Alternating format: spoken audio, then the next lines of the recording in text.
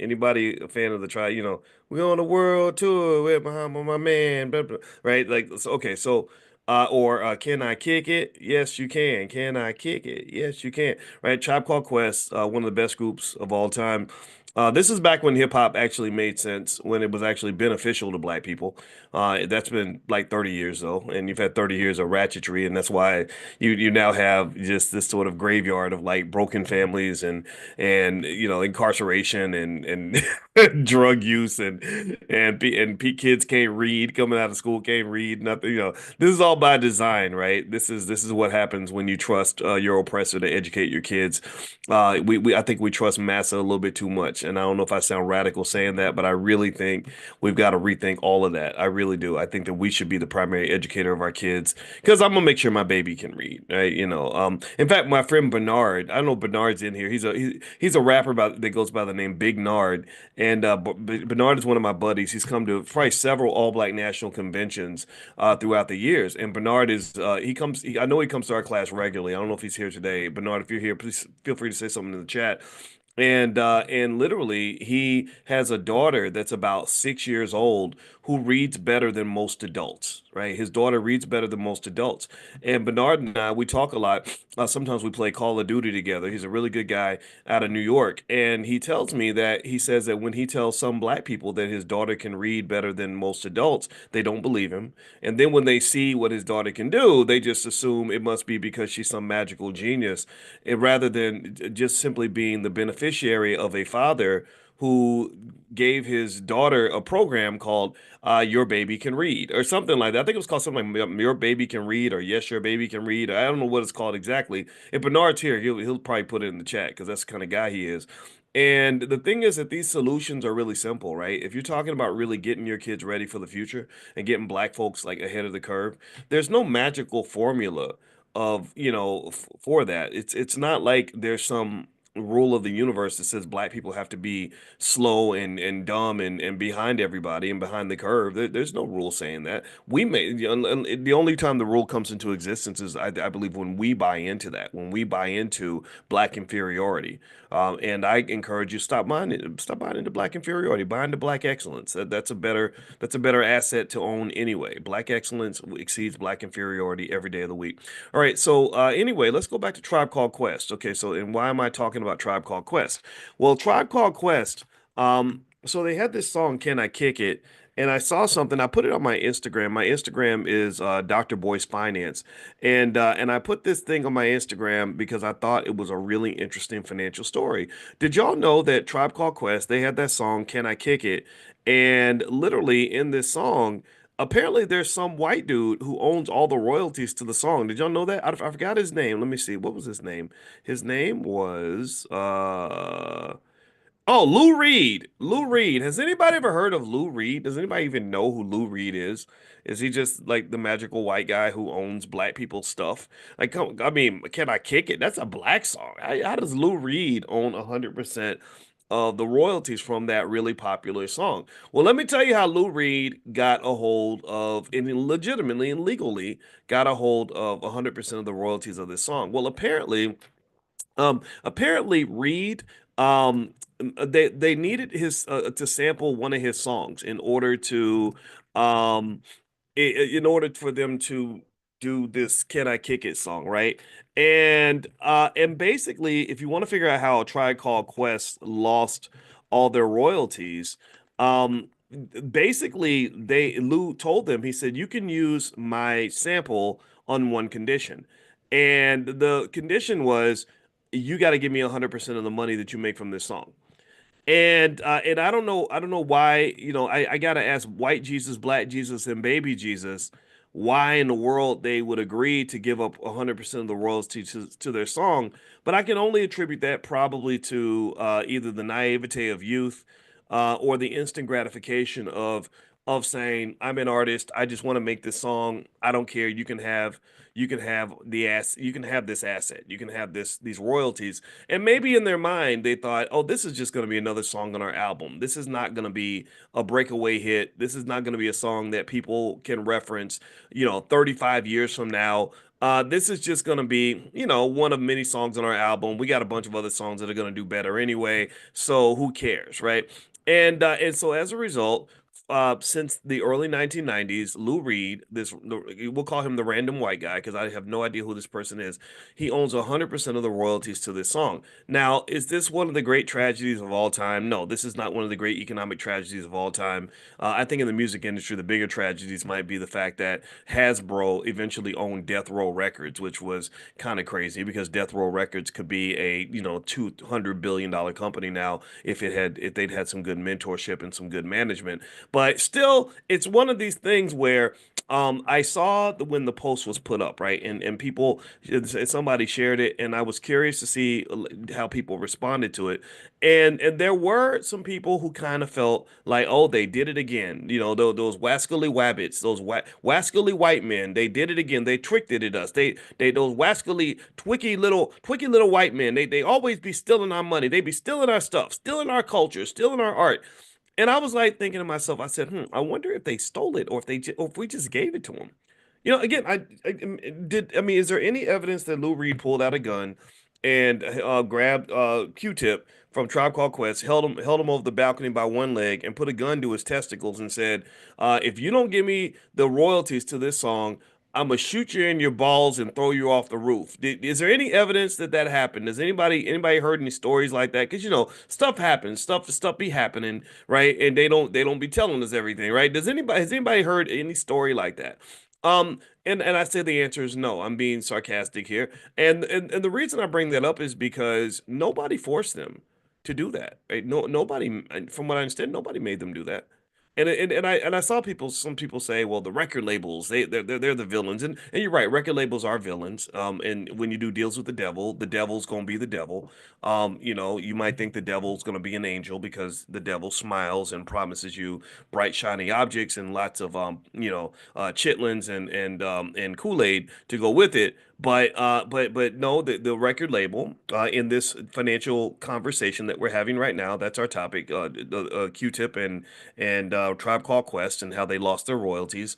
There's the record label. Sure, the record label's the devil, and you do deals with the devil. The devil's very crafty, right? The devil went to business school. The devil studied economics since he was a little boy. The devil was prepared for this moment. And in the book The Art of War by Sun Tzu, in economics is warfare, in case you don't know. In The Art of War, Sun Tzu says that battles are won before they even start. That battles are won before they begin. So the preparation, getting ready, or as Josephine Shaw said, I'm gonna call her the great Josephine Shaw. She's actually my wife's aunt. Who she was a math genius. She said, "Nothing's hard if you study." In other words, nothing's hard if you prepare. And so what I would really wonder is when I'm looking at this example, and there's many examples of this where amazing black art is owned by other people, where there are other people getting the economic benefits of extraordinary black talent. Were you prepared for the negotiation?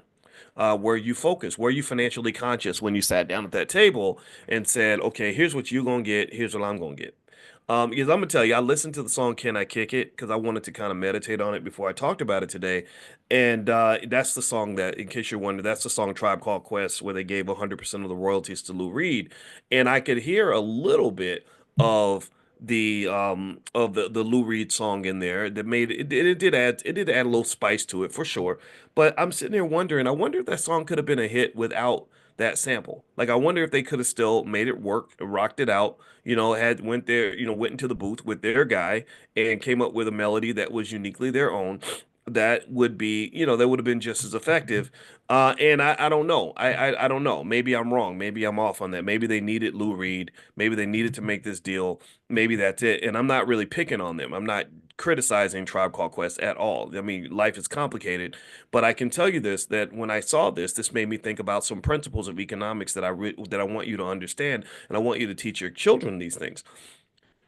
Remember, I mentioned this yesterday. Warren Buffett says that wealth is a transfer from impatient people to patient people. That basically, those who have instant gratification are going to give their wealth away to people who have delayed gratification. So if you're talking about a group of 18, 19, 20-year-olds who are just super excited to be famous, who are thinking about the cars and the girls and doing a world tour with Muhammad, my man, and everything else that you're doing when you're 21 years old, it's very hard for that individual to sit down and do a legitimate negotiation with 40, 50, and 60-year-olds who can see the bigger picture, who can see the long game. And that economic consciousness is something that can be developed in a child, but you have to have somebody that's conscious enough to give you your consciousness. Consciousness is a gift that we give to our children. Consciousness is an asset that gets developed over time. Consciousness is something that comes from many years of thinking and meditating and reflecting and learning, right? Consciousness comes from wisdom. And I would wonder if we giving that gift to our children? Are we really saying, "Hey, look, sit back, just think about it for a minute, just process this for a minute. Okay, you're about to sign this deal. I know you're excited, but let's calm down, let's breathe a little bit, step back, and think it through." That's consciousness, getting a different perspective, backing up and saying, "Okay, wait, let's really look at this thing for a minute. Let's think this through." Jim Brown used to do this. This is what happens. This is why they wanted black fathers out of the black community. This is why they don't want black men, intelligent black men leading the black community. They want buffoons or they want no men at all, because smart men are supposed to bring that consciousness. They bring that mentorship to the young men. That's what they do. This is not just true for humans. This is also true for elephants, things like that. So Jim Brown told a story about how he used to work. He was in South Central LA at a time where the violence was just getting crazy and guys were just shooting each other left and right. And he would just talk to the guys. And when they would say, "Hey man, I'm so mad. He killed my homie. I'm gonna go get him." Blah blah blah. And Jim would just kind of say, he would give them consciousness, perspective. He'd say, "Okay, okay, look. Okay, I just give me a second. Let's just talk about this for a minute. Let's think this through." Right? Let's really think about what this really means, right? And then you get into like, okay, 30 years in prison, then they're going to come back and kill you. Then they might kill your grandma. Like, is that really what you want, right? So men, smart men give that consciousness. And I believe, for example, if we were trained, if we were able to, this is why black media ownership is so important. Also, black educational ownership is important. We have to own the education of our people and own the media of our people, because you have to have the men looking up to the right men. For example, one man that a lot of black men look up to is the rapper 50 Cent. The 50 Cent is immature. He acts like a 12-year-old. If you go on his Instagram where he's got 30 million followers, all he does is troll people all day and say ridiculous things about people and just acts like a petty little 12-year-old girl. And this man is damn near 45 years old, something like that. I don't know how old he is. I know he looked really fat when he was on the Super Bowl halftime show. So that's what happens when you get older. If you ain't up in the gym, you will get you. He might have been up in the club, but he need to be up in the gym, because when you get about 49, 50 years old, he's 49 years old, right? So, well, there you go. He'll be 50. So then 50 will be 50. How about that? How ironic is that? But anyway, I'm not saying this is not me seeking to disrespect him per se, but I probably sounded like I did, and maybe I did. Who knows? D1 had a lot to say about it as well. But you really need young men looking up to mature, conscious, intelligent older men. And these are exactly the kinds of men that they keep out of the limelight. These are exactly the kinds of men that don't get on TV because they're not entertaining. They're not buffoons. They're not going to clown. They're not going to act like little girls. They're not going to act like idiots. They're not going to run around saying things that are ridiculous, stupid, and irresponsible. This is why even our HBCUs have shied away from people like Dr. Claude Anderson, but they'll have a rapper on their campus in a minute. And if you compare and contrast the message, you got Dr. Anderson, who promotes black intelligence, black preparation, black economic warfare, black economic strength. He ain't thinking about no damn boycott that we did yesterday. Dr. Anderson saying they boycott you 365 days of the year. You should be boycotting everything other than your own businesses. You should be raising your families. He's a solid man. He's been married to his wife Joanne for 60 years, right? He's loved a black woman all those years. He's raised black children. That's the kind of man that gets pushed to the side. Whereas you bring some rapper in here that's literally this close to dying from a drug overdose, who doesn't take care of his children. He's splattering babies everywhere. He's promoting death and homicide of black people. He's calling black people the N word every other sentence. He throws his money away in many, many bouts of financial irresponsibility, has no interest in loving or committing to a black woman or a black family, and is literally presenting everything ignorant that you can possibly present when it comes to black people. But yet that person is welcomed with open arms because, Lil Nuck Nuck is the most famous rapper in the world, so therefore you think he must be important, when the reality is that conscious, intelligent people can say, yeah, I know white people put you on TV. Yeah, I know that you can get 100,000 white people in a stadium that cheer you on as you hold your testicles and call yourself the N-word. Yeah, I know that they love you in China because you embarrass black people all around the world, but you have no respect up in here. We don't honor this. We don't honor things that destroy the people that we love. We don't honor things that disrespect our women. We don't honor things that put our children in danger. We don't honor things that promote drug use in our community. Do you know what drugs have done to black people? Do you know how many black people have died from drugs? Do you know how many black people have been incarcerated from drugs? Do you know how many black people have been murdered over drugs? Why would in the world would you come up in here promoting drugs like they're a good thing when all drugs are the grim reaper for the black community?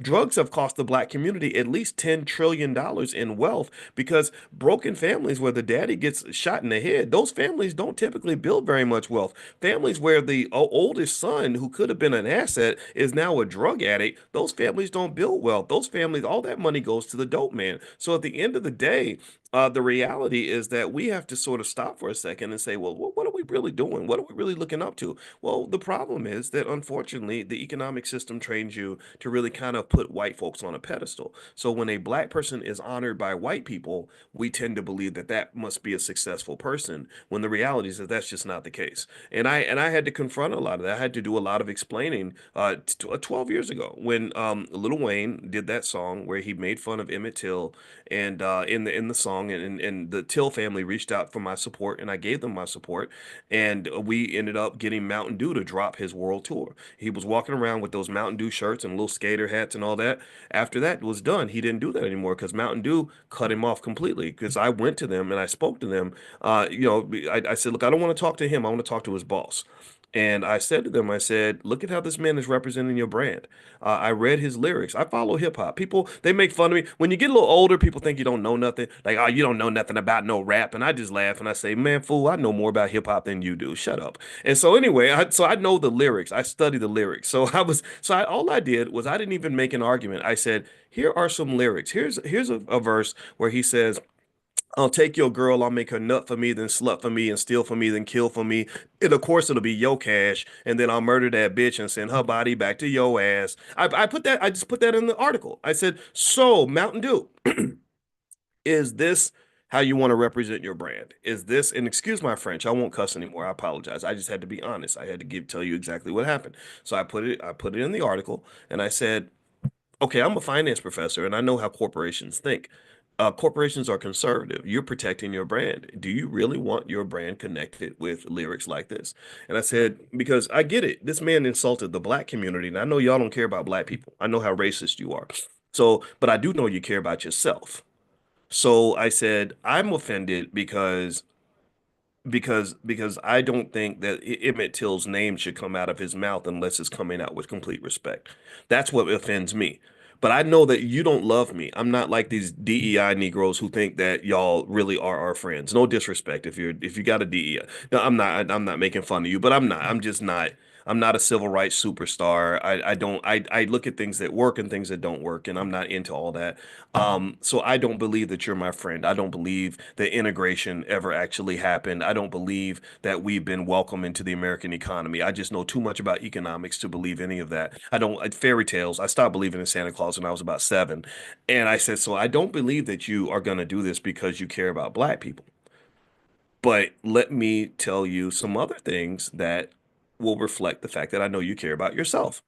And literally, once I put that article out and it was read by a million people, the Mountain Dew started backpedaling and they cut off their deal. And they also cut off a deal with another rapper named Tyler, the Creator. And Tyler was very angry with me for many, many years. He literally, and there's like a Kanye West song where literally out of the in the chorus of the song he says Dr. Boyce Watkins is a bitch. I'm not gonna keep cussing today, but yeah, so I'm literally, I guess I'm infamous because I'm in like Kanye West songs because he still hates me that much. But still, here was what happened. This is what I'm bringing up. This is where I'm going. Okay.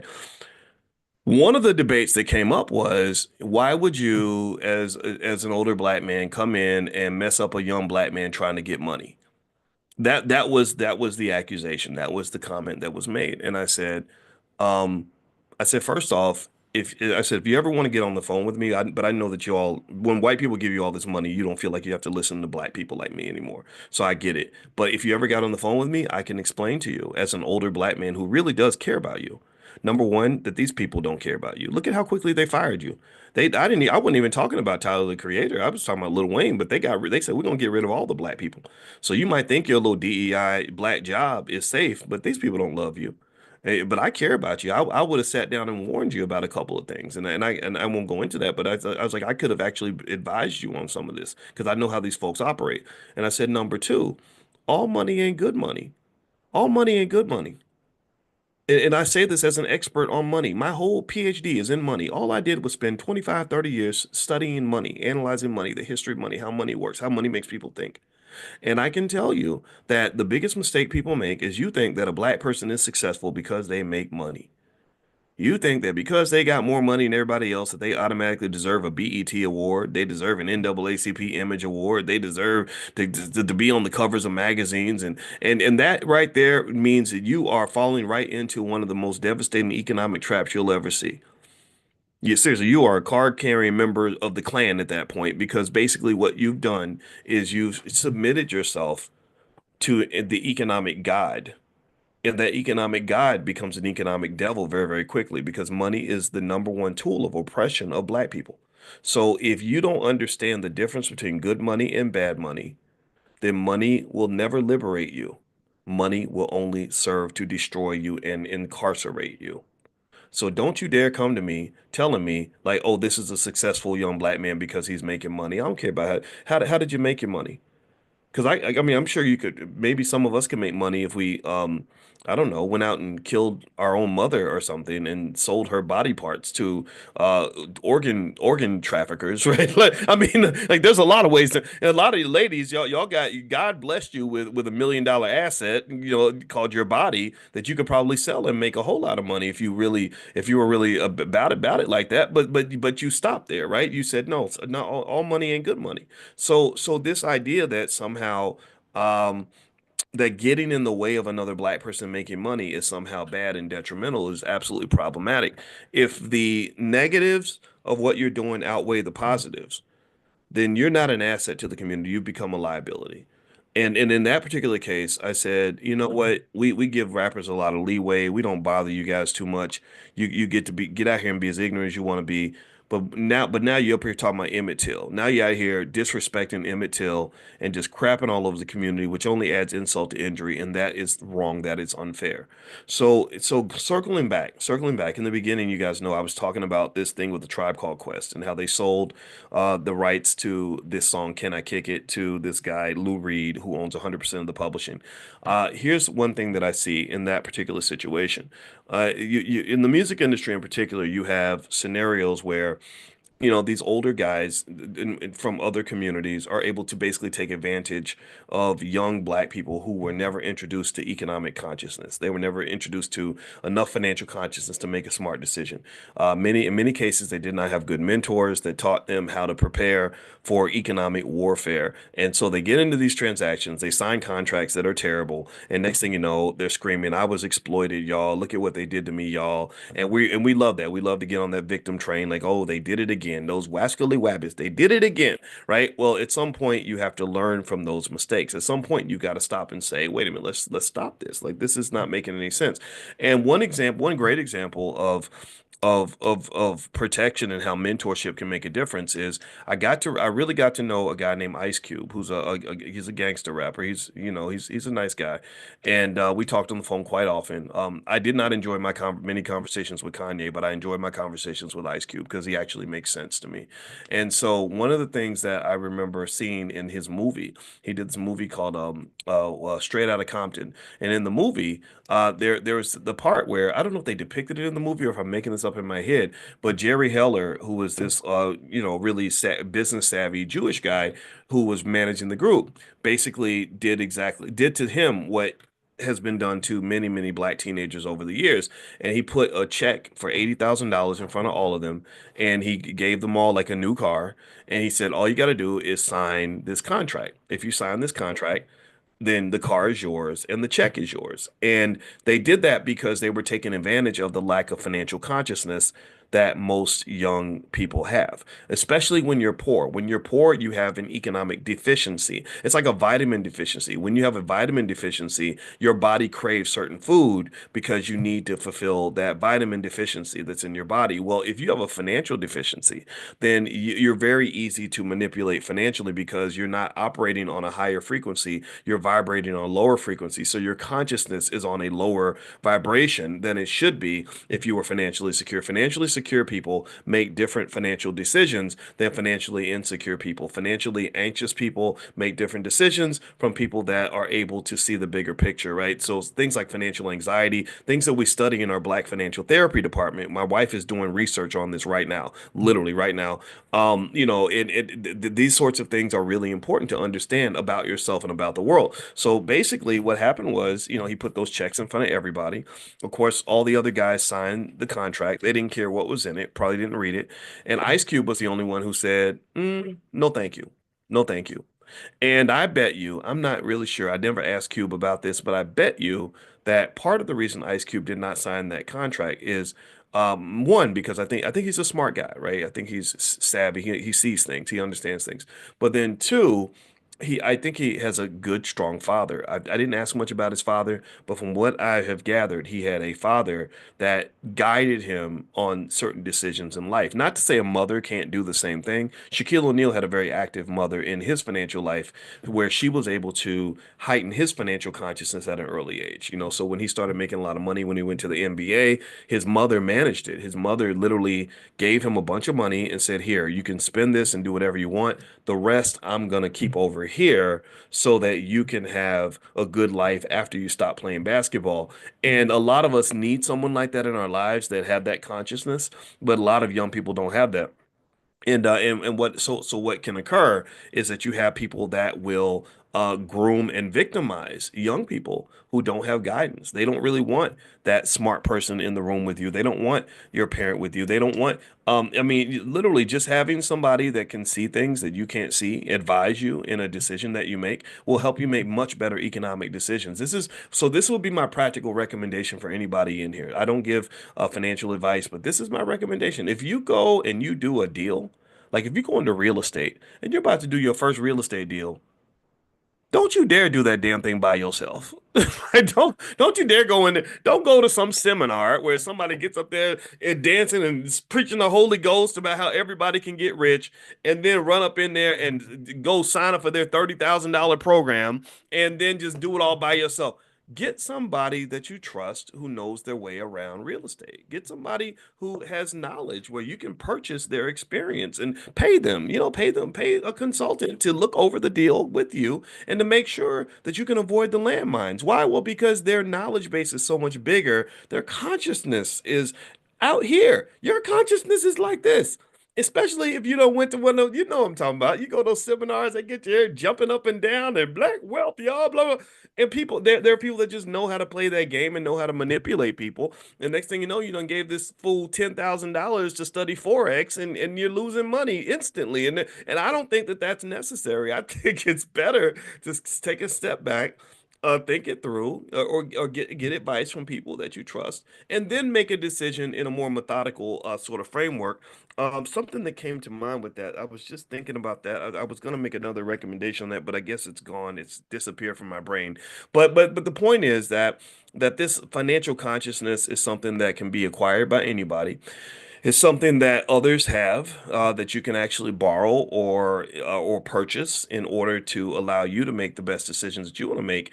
And the lack thereof, a lack of that consciousness, has cost people just literally everything. You think about what happened with Poor New Edition. Everybody knows that story, where they went on that world tour and sold out stadiums all over the world, and then got a check for $1.87 after they were done, right? Because no one really was able to. And the music industry is hard. Like it's crazy. They do like Martian math in the music industry. So it's very easy to think that you got a good deal when really you didn't, and you really need somebody that knows what's happening in order for you to sign the kind of deal that's actually going to work for you.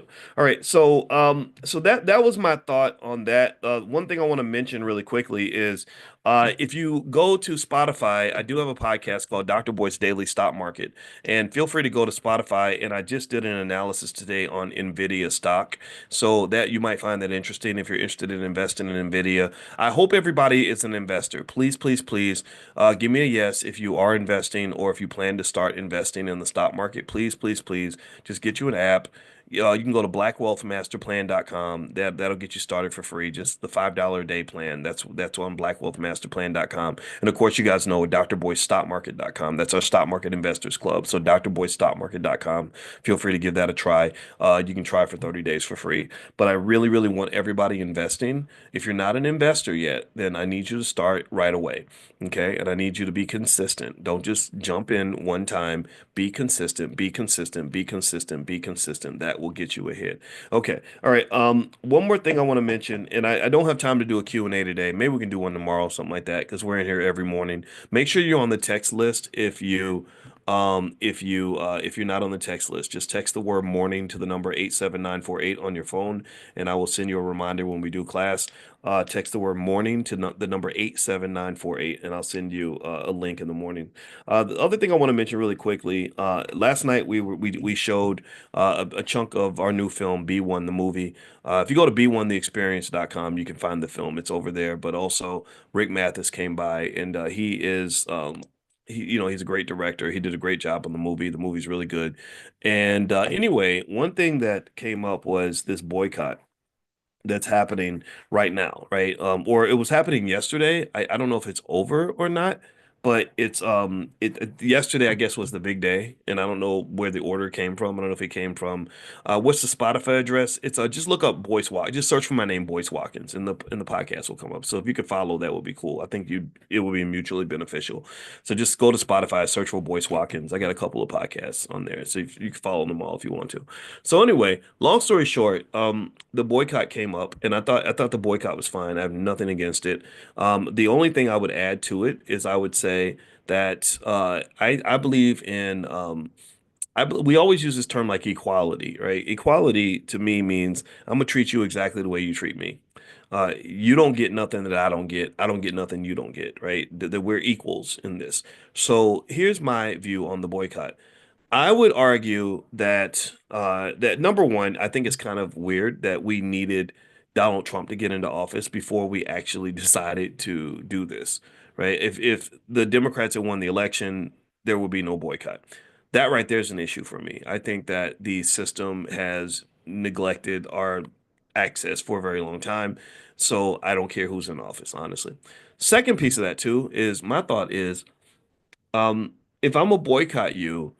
I'm gonna boycott you as much as you boycott me. I'm gonna boycott your businesses as much as you boycott my businesses. Now, give me a yes or no. Does society support black-owned businesses? People who are not black, do they go out of their way to drop economic love on black businesses? What do y'all think? Yes or no? Do you think that like we're just booming and we're making tons of money because everybody's trying their best to do business with us? Mm-mm. The answer is no. So here's what's interesting. You're boycotting them one day out of the year. They boycott you 365 days out of the year. They even boycott you in Black History Month. We get boycotted year round. So so my feeling is I'm gonna boycott you as much as you boycott me. You don't support me, I'm not supporting you. So I think the boycott should be a year-round thing. I think I mean, don't get me wrong. I mean, sometimes you gotta go to Target or Walmart. I'm not gonna yell at you if I see you in Target. Okay. I'm not gonna tackle you and expose you or something. All right. But I will just say, we should be boycotting all the time. I think that we should support. But then here's the other thing too. Last piece. This is the last piece of this too. I think that rather than have it sort of be built on negative energy, like I'm going to boycott your business, I think that that is a little too white centric of our, in our economic thinking. I think that if you're spending all your time trying to overcome white people, then you're not really able to spend enough of your time developing black people, right? So I think that rather than thinking of this as we're going to spend our time boycotting white-owned businesses, I would say let's flip it into we're going to put that energy into loving on black-owned businesses. We're going to put that energy into supporting our own stuff, right? So me supporting my own, it does not mean I'm boycotting him. It just means I'm spending so much energy pouring into my own that I don't even have time. I ain't got nothing left for him. You know, like sure, okay, well, there's no boycott. Sure, I'm not going to boycott you, but I just now, but I now because I love myself so much and I love my own community so much, and because I'm so black first, I don't have no more money left. Do you see what I mean? Right? And so I think that that might be a better way to kind of look at this, as opposed to like they made us mad, they did it to us again. We're gonna fight them. We're gonna fight them. And I think that this is more of a spiritual thing. I think if you spend all your time, every time you pour your energy into fighting something, you're giving more power to that thing because you're acknowledging that thing. It's almost like you ever see somebody who is so determined to get over their ex that all they do is they talk about their ex all the time and they don't even date to be happy. They date to get back at their ex and they're always in there so they become obsessed with what their ex is doing, who their ex is with, whether their ex is happy, and all these other things, right? I'm gonna be happy. I'm gonna show you how happy I am just to get revenge on you. Well, you know what that means. I mean, y'all mature. My wife would tell you that means you're actually in love with your ex. Like you would never don't ever start a relationship with somebody who spends all their time talking about how they're trying to get back at their ex. Like that's not healthy energy. When you're really they say the opposite of love is hate. No, hate and love are very similar energies. There's a really a thin line between love and hate. It's all passion. I have passion for you. You're occupying space rent free in my head and in my heart, and that's why I'm taking the time to hate you so much, right? And to be mad at you, right? Really, the opposite of love is not hate. The opposite of love is indifference. So the reality is that we're trained to love everybody but us. We're trained to economically love everybody else's businesses, everybody else's education system, everybody else's institutions, and I think that we should move to becoming indifferent to that. Indifference to me would mean that I'm not going to necessarily be super obsessed with what you're doing because I'm focused on what I'm doing anyway. I'm not really thinking so much about how you're running the public schools because I'm trying to get my kids out of there anyway, or I'm teaching my own kids anyway. Maybe if they do go to public school, because there are some benefits for sure. Not every public school is terrible, but I'm educating my kids at home so well that even if you're not teaching Black history in the public school, that's okay. My kids are still going to learn lots of Black history because we own iPhones and we have AI and we have the internet and we can learn anything we want to learn about Black history. And we'll probably learn it better than you could have ever taught it to us anyway. So by us just taking the wheel, we're able to drive in the direction that we want to drive regardless. So maybe instead of me begging you to drive me in a different direction, maybe I realize that I can actually drive the car too. Do you see? So I think that overall, I get it with the boycotts and stuff. Al Sharpton, I'm not in complete alignment with him on certain things. But I told you, I think the guy's a genius. He's super smart. I'll never forget those sitting there next to him for hours, and he would just tell these amazing stories. And I think he's a very smart man. I just don't agree with his politics. I think he's a little bit too in the pocket of a political party, and I think it's very hard to be black first if you're only black first when the Democrats allow you to be, or you're only black first when the Republicans say it's okay. I think that if you're black first, you should be black first in your way. And I'm not going to judge you based on what political affiliation you have. I don't think blackness should be tied up in your political party. I think blackness is something that is unique, and there's no one way to be black. That's another thing we have to accept is that there's really no one way to be black. So maybe, and I'll say this, and then we'll be done for the day, but I would almost say, like, if you really collapse it, you can make it simple and simple things we can agree on. So let's do this. Let's do our simple agreements. Like, just like they have that book, The Four Agreements. I'll give you some simple agreements that we can align on so that it doesn't matter what political party you're in or whatever. Number one, do you believe black people should be mentally healthy? Yes or no? Like, do you believe that maybe with our mental health that we need to heal, we need therapy, we need to do all the things that are going to make us mentally healthy? Give me a yes. Okay. Do you believe black people should be physically healthy? Do you believe we should eat right, exercise, do the things that are preventative so that we can live longer and not get all the diseases that drain our wealth and everything else before we die, right? Yes. right? Doesn't you don't need to be a Democrat or Republican to say yes. Do you believe black people should have better relationships? Do you think they will benefit from better families? Do you think that black men benefit when we love our women? Black women benefit when they love their men? That we do better when we love our children? We do better when we love each other. We when we are able to repair relationships. Give me a yes if you agree that we're better off when we do that, right? Black first, right? Easy, very easy, right? Last one, that's my thing. Do you agree that black people can use more wealth? Do you agree that having more financial security is better for us? Do you agree that having more income is better for us? Do you agree that multiple streams of income is better for us? Do you agree that black children should be educated on economics at an early age so that they can go out here and make things happen, build institutions, start businesses, build the black Wall Streets? Do you agree? Give me a yes if you agree, right? So look at all these yeses. Look at all these. See, so I say that, we don't have to sit around and say no to nothing. I don't think we have to go fighting nothing. All we got to do is say yes to ourselves. We don't have to walk around full of anger and hate. We can walk around full of love. We can walk around just saying, look, I don't, what, Democrat, Republican, feminist, whatever, conservative, whatever you want to be all that. Be all that, and be all that in your spare time. Be all that after you walk out of this room. But when you're in this room, let's just start with those three or four agreements. And if we can agree on that, then we can all be friends. We can all be friends. And I promise you, not one single person in this room, if you ever meet me, I will never ask you who'd you vote for in the last election. I don't care because that is a personal decision. I just want to know, are you voting for yourself? Are you voting for your family? Are you voting for your community? And is that your top priority? If the answer is yes, then we good. We're on the same team. All right. So look at that. Look at that black unity. How about that? We just created black unity. People act like that black unity is elusive. No, it's not.